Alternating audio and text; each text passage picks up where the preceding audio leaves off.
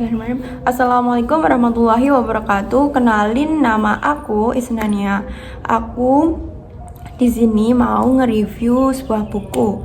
Kira-kira buku apa ya yang mau aku review?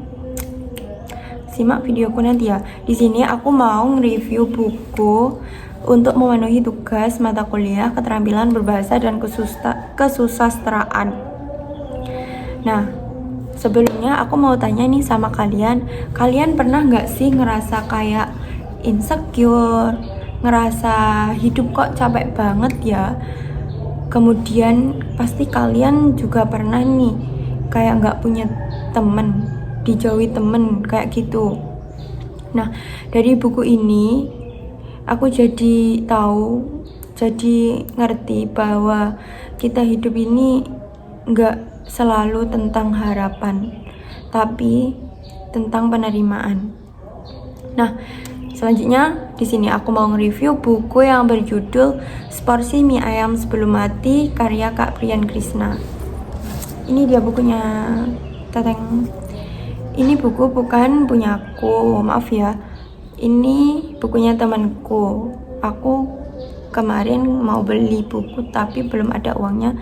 Kemudian temanku minjemin buku ini buat aku review. Nah, sebelumnya aku mau nge-review fisik buku ini. Buku ini covernya bagus, menarik. Tapi buat orang yang pertama kali ngelihat buku ini dan belum tahu belum tahu reviewnya, pasti kayak dia ngiranya ini buku tentang makanan karena buku ini gambarnya mie ayam. Wah, enak banget. Tapi di tepi mie ayam ini ada seseorang. Siapakah dia? Nah, kemudian tulisannya jelas, menarik. Ini menarik semua. Kemudian cover belakangnya menurutku juga menarik, tapi agak gelap sedikit ya.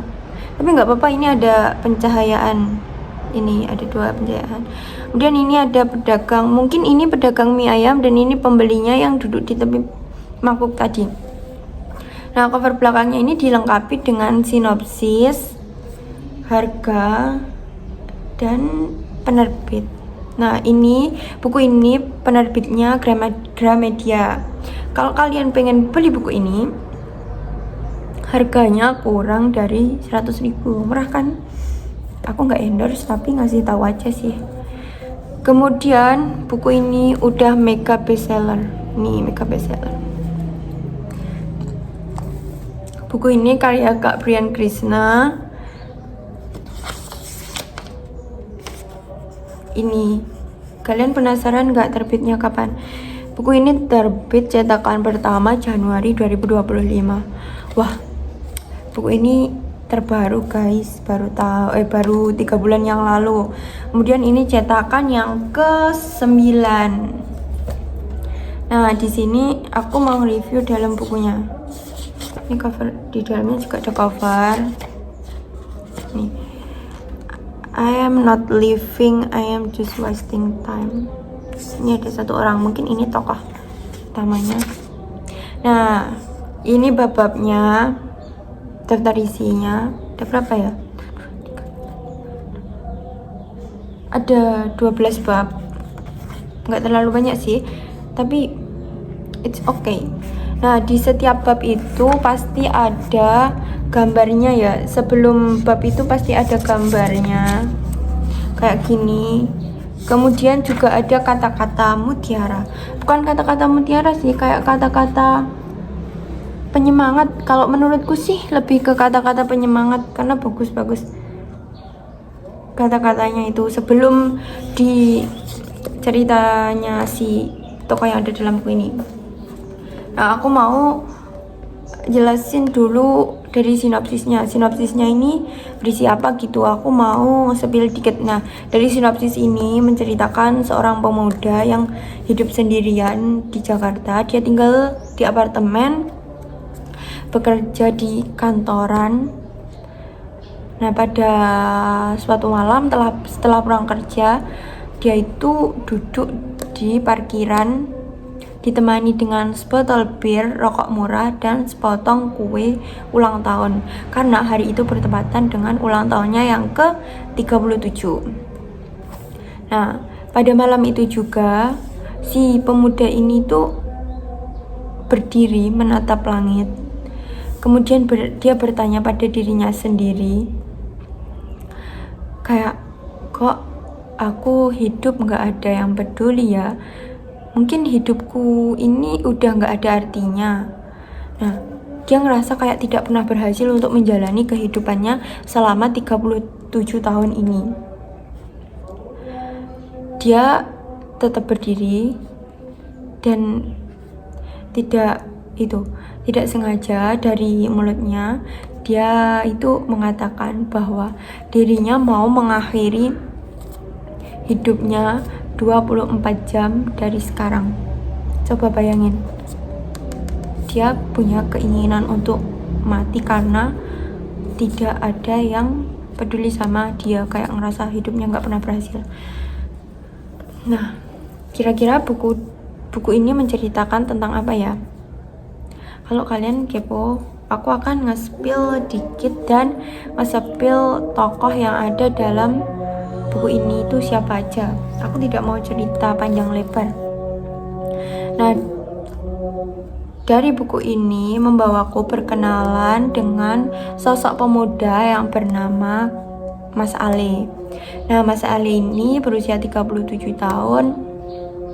Dirinya tinggal di Jakarta sendirian, hidup di apartemen, pekerja kantoran. Tapi sayangnya Mas Ale ini mengalami depresi berat.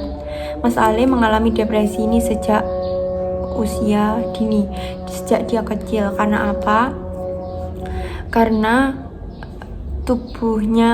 perawakan tubuhnya ini yang gede dhuwur, kayak tinggi, besar, bisa dikatakan gemuk, yang membawa bau yang kurang enak.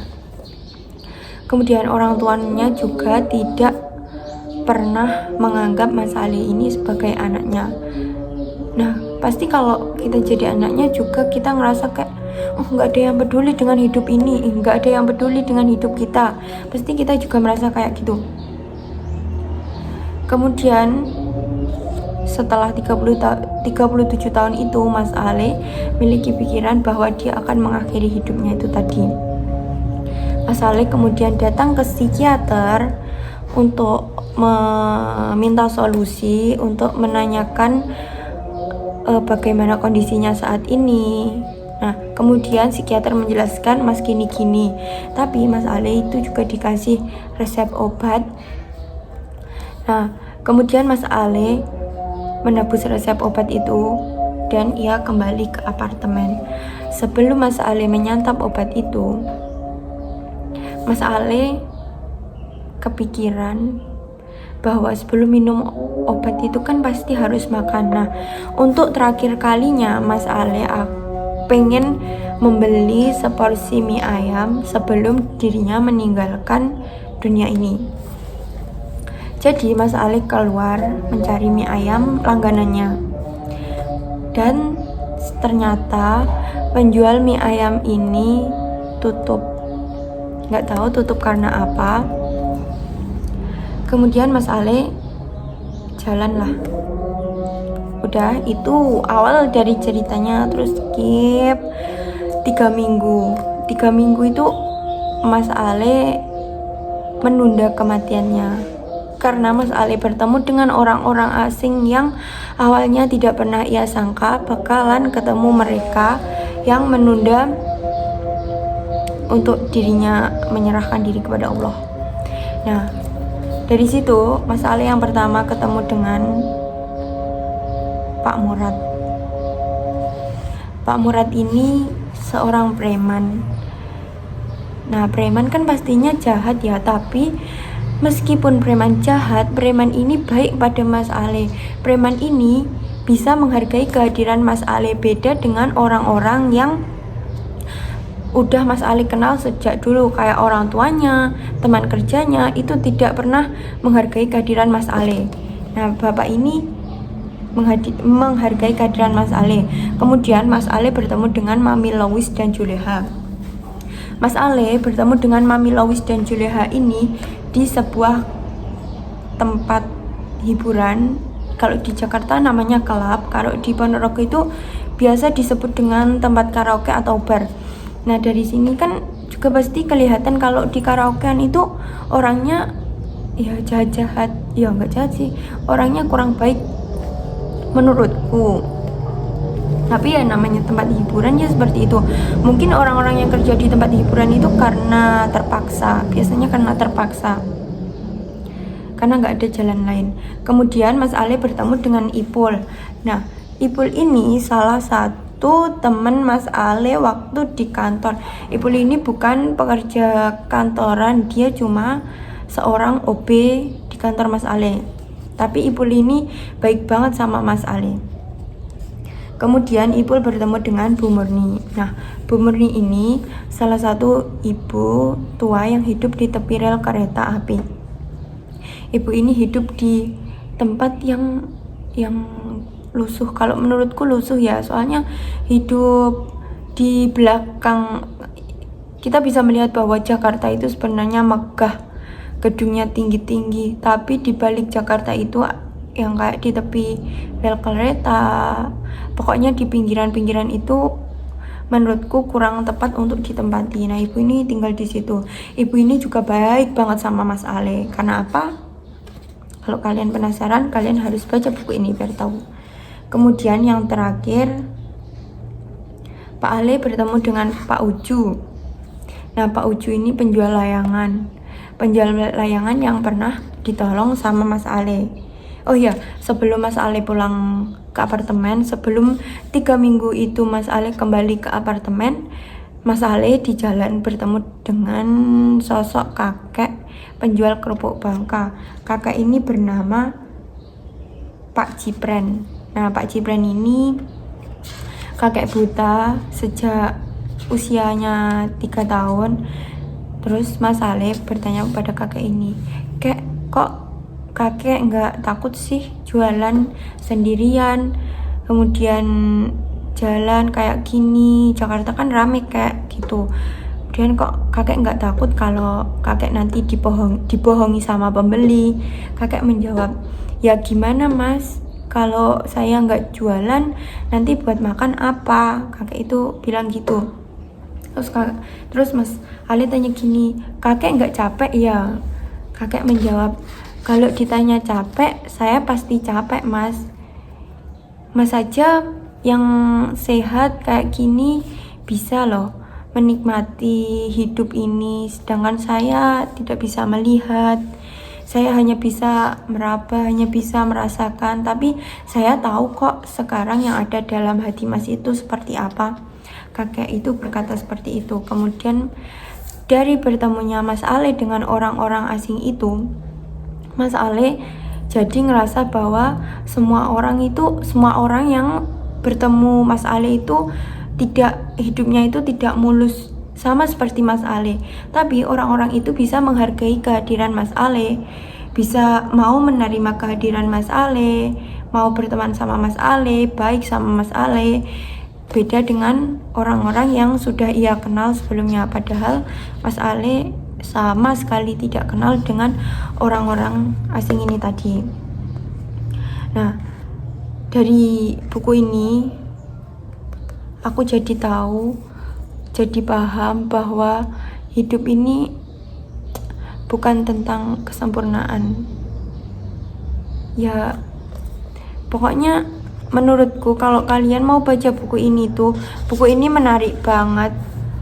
Apalagi buat renungan kita yang sering ngerasa ngeluh, sering ini itu. Menurutku buku ini bagus banget. Dan aku di sini mau bacain satu kata-kata, satu nasihat di bab terakhir, seporsi mie ayam yang terakhir.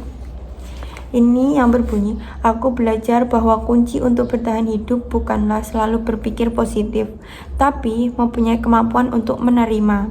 Menerima jika tidak semua hari akan berjalan dengan baik, berjalan dengan lancar, tidak semua rencana akan bisa terlaksana dengan baik. Tidak semua orang akan berlaku baik kepada kita. Ketika kamu berlaku baik kepada mereka, dan itu semua ternyata tidak apa-apa. Kita tidak apa ya, intinya kita itu tidak harus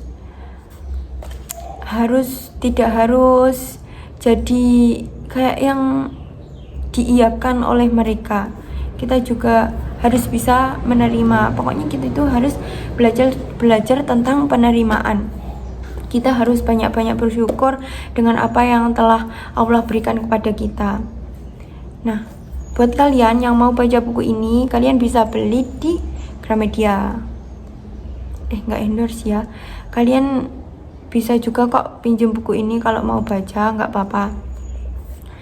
Dan yang terakhir, apa ya, menurutku buku ini tuh bisa membawa, kalau aku sendiri yang sudah baca buku ini tuh bahasanya mudah dipahami, mudah dicerna. Kemudian percakapan dalam buku ini tuh juga bisa membawa kita masuk ke dalam cerita. Pokoknya percakapannya itu simple gitu. Gini tuh banyak percakapan tapi nggak terlalu banyak lah. Bahasanya juga ada yang puitis, cuma bahasa puitis yang masih bisa dipahami sama kita. Jadi ringan menurutku bahasanya ini. Dan yang terakhir, dari seporsi mie ayam ini kita bisa melihat sisi lain kehidupan. Dari buku ini kita bisa mengetahui makna hidup. Nah, itu tadi review aku tentang buku Seporsi Mie Ayam Sebelum Mati. Kalau kalian penasaran cerita lengkapnya, kalian bisa baca buku ini atau bisa tanya sama aku. Aku nggak bisa nyeritain dari bab awal sampai akhir, ya karena nanti aku nge-spill jadi cerita dong. Jadi ya udah, aku cuma nge-spill tokoh-tokoh yang bertemu dengan Mas Ali itu siapa aja. Intinya Mas Ali ketemu orang asing yang bisa menghargai kehadiran Mas Ali. Kemudian yang terakhir, aku minta maaf kalau ada salah kata atau pengucapan kalimat yang kurang tepat. Ya salah kata itu tadi, karena aku kalau ngomong di depan kamera itu pasti kayak au gitu, kurang maksimal. Mending langsung ngobrol aja. Nah, mungkin cukup sekian yang dapat aku sampaikan. Ada kurang lebihnya, aku mohon maaf. Oh iya, yang terakhir, menurut kalian Mas Ali jadinya gimana? Apakah Mas Ali jadi mengakhiri hidupnya setelah bertemu dengan orang-orang asing ini? Apakah Mas Ali masih mau meneruskan hidupnya? Jawab di kolom komentar ya teman-teman, nanti aku kasih reward. Nah, cukup sekian dari aku. Terima kasih telah menonton. Jangan lupa like, comment, dan subscribe. Wassalamualaikum warahmatullahi wabarakatuh.